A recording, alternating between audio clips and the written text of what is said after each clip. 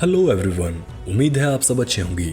भूमिका में ज़्यादा समय बर्बाद न करते हुए सीधे कहानी की शुरुआत करेंगे, लेकिन उससे पहले जो सज्जन चैनल पर नए हैं वो फटाफट सब्सक्राइब बटन के साथ साथ बगल की घंटी जरूर दबा लीजिएगा ताकि आगे आने वाली और भी ज़बरदस्त स्टोरीज आपको सबसे पहले मिले। हाँ, तो कहानी की शुरुआत होती है ला गुलेट गांव के 4 शरारती लड़कों से जो चोरी छिपे अपने घरों से बाहर निकलते हैं, जबकि उनके घर वाले मस्त गर्मी की दोपहर में नींद का लुत्फ उठा रहे थे। घरों से निकलकर चारों लड़के गांव के सबसे ज्यादा ठरकी माने जाने वाले बुजुर्ग हैज बेजी के घर में घुसते हैं। ये लोग बात करते हैं कि हैज 2 बार मक्का के लिए रवाना हुआ था, लेकिन दोनों ही बार वहां नहीं पहुंच पाया। इन्हीं में से एक लड़का चाऊ चाऊ कहता है कि ये बुढ़ा एक मैजिशियन है, ये अपनी 7 पत्नियों को मारकर अपने घर में ही दफन कर चुका है। तभी इनमें से एक लड़का घर के अंदर झांकता है और देखता है कि घर में बैठा बैजी अपने पक्षी के साथ खेल रहा है। कुछ खास नजारा देखने को नहीं मिला तो चारों लड़के बाहर सड़क पर चले जाते हैं, जहाँ कुछ लोफर लड़कों का ग्रुप इन चारों को परेशान करता है। दरअसल ये चारों बच्चे पूरे शहर को अपने शैतानियों से परेशान करते हैं, लेकिन इन्हें अगर कोई परेशान कर सकता है तो वो बस इन लोफर लड़कों का ग्रुप है जो दिन भर सड़क किनारे खड़े लड़कियों को छेड़ने और कमेंटबाजी करने का काम करते हैं। अब हम देखते हैं कि इन चारों लड़कों की 3 बहनें मैरियम, गीगी और टीना, ये तीनों सिलाई की क्लासेस लेती हैं, लेकिन आज एक एम्प्लॉय की शिकायत आई है। ये तीनों बहुत धीरे धीरे काम करती हैं, जिस पर मालिक कहती है कि ये क्वांटिटी से ज़्यादा क्वालिटी पर ध्यान देती हैं और ये बात मुझे पसंद है, टेंशन मत लो। कुछ देर बाद ये तीनों लड़कियां एक दूसरे से बात करते हुए नजर आती हैं। ये असल में उनकी प्राइवेट बातें थी। गीगी कहती है कि उसकी फ्रेंड अपने बॉयफ्रेंड के साथ मूवी देखने के लिए गई थी, जहां उसने वो काम भी किया। उसने बताया कि उसे ये करने पर बहुत मजे आए। अब तीनों जवान थी तो उन्हें भी अपना बॉयफ्रेंड बनाने और वो सब करने की इच्छा होने लगी। गीगी कहती है कि शादी से पहले एक बार तो करना बनता है यार। मैरियम तो उसका समर्थन करती है, लेकिन टीना कहती है कि मैंने अगर ऐसा कुछ करने का सोच भी लिया तो मेरे पापा मुझे मार ही डालेंगे। लेकिन गीगी और मैरियम उसे कुछ देर समझाकर उसे भी मना लेती हैं। इसके बाद तीनों लड़कियां चर्च में जाती हैं और प्रे करती है कि इस गर्मी में तीनों को एक एक बॉयफ्रेंड मिल जाए, जिसकी वो अभी बात कर रही थी। लेकिन लड़कियों की प्रेयर्स चर्च में बैठी तायता नाम की ये मोहतरमा सुन लेती है, जो गांव भर में रेडियो के नाम से फेमस थी। घर आते ही लड़कियों को उनके भाई गांव की सबसे हैंडसम लड़की की खबर देती हैं और बताती हैं कि वो आज इटली से लौटकर वापस आया है। लड़के का नाम मैक्सो था। उसके घर वाले उसके गांव लौटने को सेलिब्रेट कर रहे थे। तभी तीनों लड़कियों की नज़र उस पर पड़ती है। बाकी दोनों तो नॉर्मल रहती हैं, लेकिन गीगी मैक्सो को देखते ही फ्लैट हो जाती है और उसे घूरती ही रहती है। इसके बाद तीनों अपने अपने घर लौट जाती हैं। मैरियम अपनी माँ को खाना बनाने में मदद कर रही थी, क्योंकि आज उसके घर खाना खाने वो बुढ़ा हैज आने वाला था। इस दौरान मैरियम अपनी माँ से पूछती है कि क्या आज वो अपने दोस्तों के साथ बीच पर घूमने जा सकती है। माँ कहती है कि हाँ जाओ, लेकिन पापा लौटने से पहले घर जरूर आ जाना। बीच पर हम देखते हैं कि चाऊ चाऊ और उसकी माँ समुद्र में डुबकी मारने के लिए तैयारी कर रही थी। उसकी माँ ब्रह्मांड की सभी माँओं की तरह धमकी देते हुए कहती है कि तैरते समय अगर तुम डूब गए तो मैं तुम्हारी जान ले लूंगी। इसी दौरान मैक्सो भी बीच पर अपने दोस्तों के साथ पहुंच जाता है। गिगी उसे बस देख ही रही थी। इधर मैक्सो भी उसी की तरफ घूर रहा था, लेकिन दोनों में से कोई कुछ नहीं बोलता। तीनों लड़कियां अपने अपने घर पहुंच जाती हैं। मैरियम के घर हैज और उसके पिता योसेफ खाना खा रहे थे। इसी बीच तायता यहाँ पहुंचती है। योसेफ उसे पूछता है कि तुम्हारा काम कैसा चल रहा है।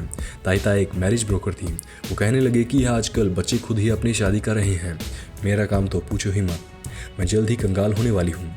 तायता कुछ खाने की चीज़ भी लाई थी। मैरियम की माँ हैज को ये सर्व कर देती है, जिस पर हैज गुस्सा हो जाता है, क्योंकि वो जात पात में अधिक विश्वास रखता था। तो तायता की जाति से उसे कुछ प्रॉब्लम थी। उसके गुस्से पर मैरियम की माँ भी उसके साथ कुछ खास सुनी कर लेती है। हैज खाना छोड़कर चला जाता है। योसेफ अपनी पत्नी को डांट लगाता है, क्योंकि हैज उनका मकान मालिक था और वो किराए के मामले में भी उन्हें काफ़ी रियायत दिया करता था। इधर हैज को वॉशरूम में शावर की आवाज़ आती है। जब उसने नज़र घुमाई तो पाया कि वहाँ मैरियम नहा रही है। मैरियम को बिना कपड़े देख एक बार तो हैज ने अंदर जाने की सोची, लेकिन फिर उसने अपने ऊपर काबू किया और चुपचाप वहाँ से घर लौट गया। दूसरी तरफ वो लोफर लड़के टीना और गीगी को नहाते हुए देख रहे थे। उन्हें बगैर कपड़ों के देखकर एक लड़का तो बेहोश ही हो गया। मैरियम अपने दोस्तों के साथ घूमने जाना चाहती थी, इसलिए वो अपने फादर से परमिशन मांगती है। योसेफ कहता है कि हाँ चली जाना, लेकिन अपने भाई को साथ लेकर जाना। इसके बाद योसेफ अपने दोस्त जोजो और जुसेपी के पास रेस्टोरेंट में जाता है और तीनों पार्टी और डिनर एंजॉय करते हैं। बता दें कि जोजो और जुसेपी गीगी और टीना के पिता थे, यानी तीनों लड़कियां उनके पिता और भाई सब आपस में अच्छे दोस्त थे। मैरियम अपनी फ्रेंड के साथ डिनर कर रही थी। इसी बीच उसकी नज़र हैज पर गई।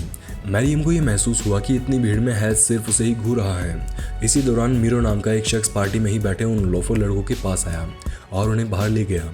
कुछ देर बाद जब मैरियम और उसकी फ्रेंड्स बाहर आई तो लड़कों ने उन्हें छेड़ने की कोशिश की, लेकिन लड़कियों ने उन्हें कोई घास नहीं डाली। अगले दिन यही आवारा लड़के हमें गिगी की बहन की शादी में नजर आते हैं, जो यहाँ काम करने के लिए आए थे ताकि वो उन तीनों का दीदार कर सके और उन्हें बातचीत का कोई मौका मिल जाए। लेकिन तभी योसेफ की नज़र उन पर जाती है और वो उन्हें मार मार कर भगाने लगता है, क्योंकि उसे डर था कि आवारा लड़के उनकी बच्चियों पर बुरी नज़र डालेंगी।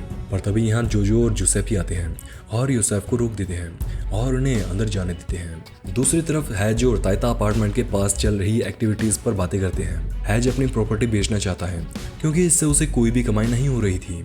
इधर गिगी अपने दोस्तों से कह रही थी कि अगर हम ऐसे ही हाथ पर हाथ धरे बैठे रहेंगी तो शायद हमारा मकसद शादी से पहले कभी पूरा नहीं हो पाएगा। ऐसे में गिगी डिसाइड करती है बाहर निकलते ही जो सबसे पहले सामने आएगा हम उन्हीं के साथ डेट पर जाएंगे, जिस पर सब लड़कियां हामी भर देती हैं। तीनों रवाना हुई और बाहर निकलते ही उनकी भेंट हुई उन लोफर लड़कों से।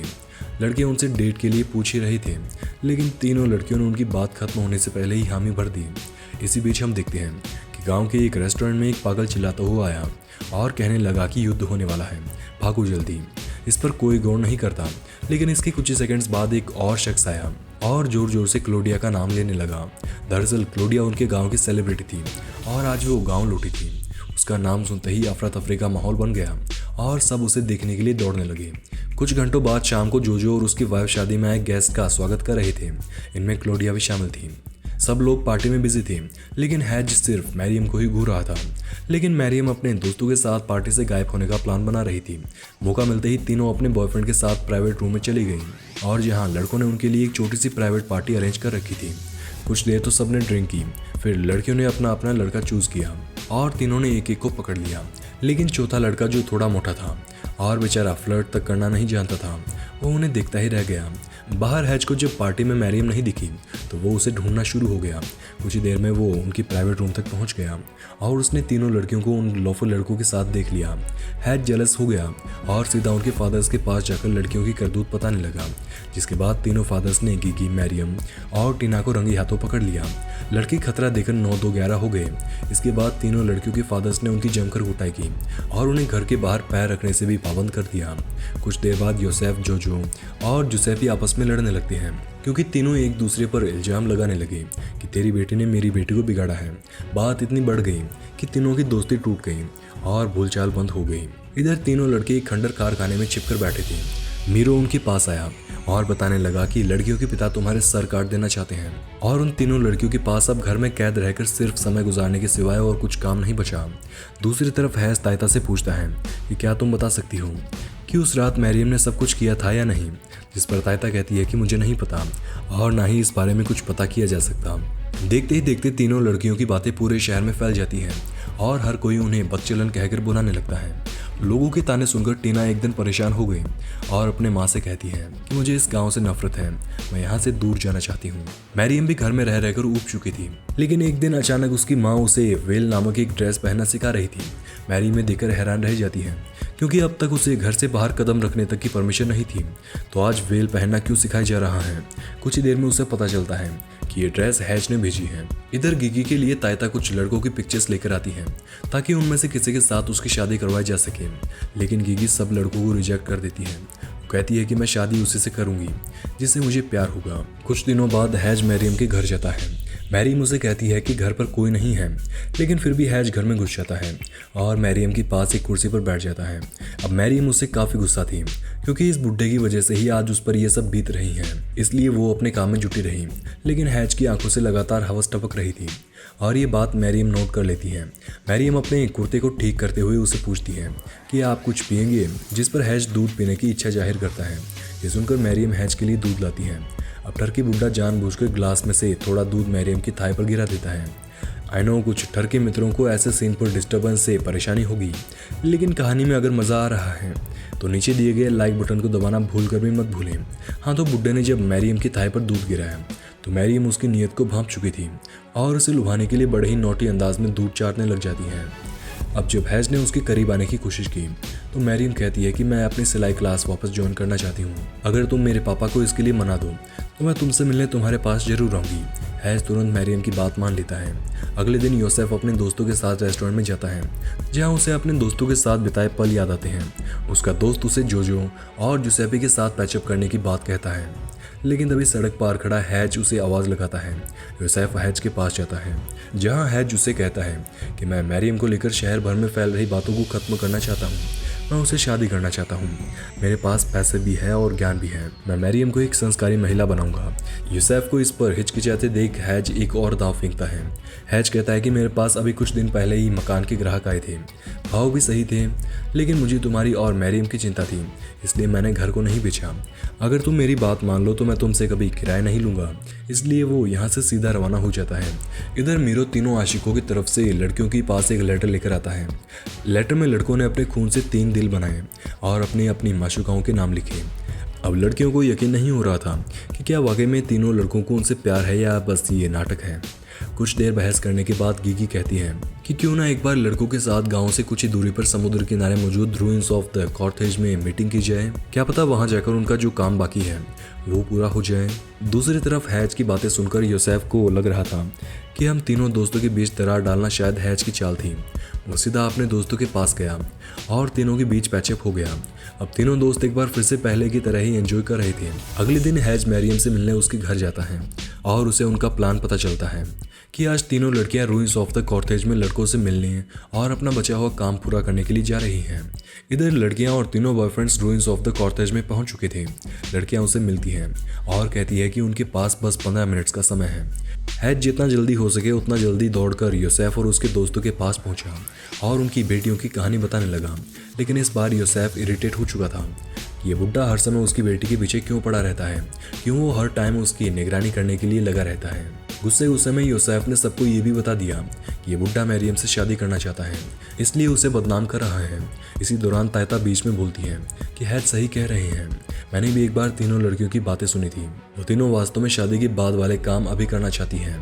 तायता की बात सुनकर तीनों दोस्त अपनी बेटियों की सच्चाई पता करने रूइंस की तरफ गए। लेकिन जब तक वे वहां पहुंचे तब तक तीनों लड़कियां अपना काम निपटाकर वहां से निकल चुकी थी।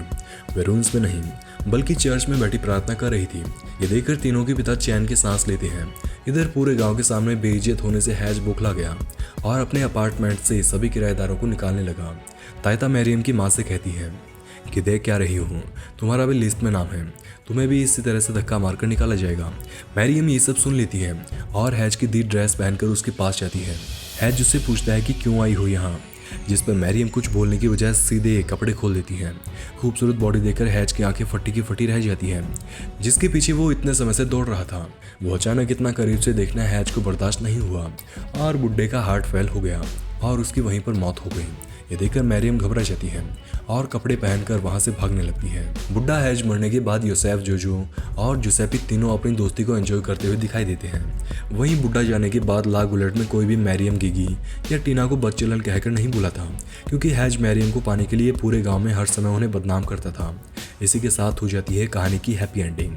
उम्मीद है वीडियो को आपने लाइक कर दिया होगा और ज़्यादा जानना चाहते हैं तो बता दें कि मूवी का नाम a summer in the La Goulette था, जो कि 1996 के दौरान रिलीज हुई थी। पुरानी है लेकिन कहानी ठीक लगी तो सोचा क्यों ना आपको भी इसकी समरी बताई जाए। मिलते हैं जल्द ही एक और ज़बरदस्त कहानी के साथ। धन्यवाद।